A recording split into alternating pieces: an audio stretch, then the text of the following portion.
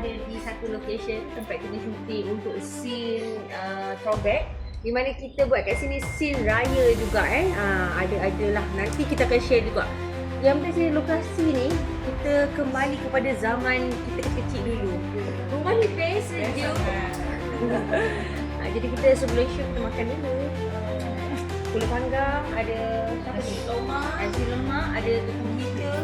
Semua ni sedap-sedap. Jadi jumpa makan. Tapi ni bulan puasa tau. Kita makan. Puasa ni pagi hari je ni.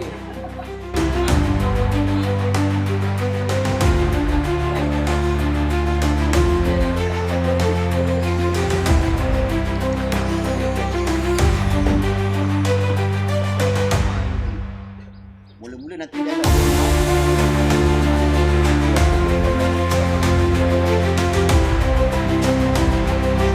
action je, sebenarnya mak dia juga nak makan tiba di air yang ada dekat step kat sini dah.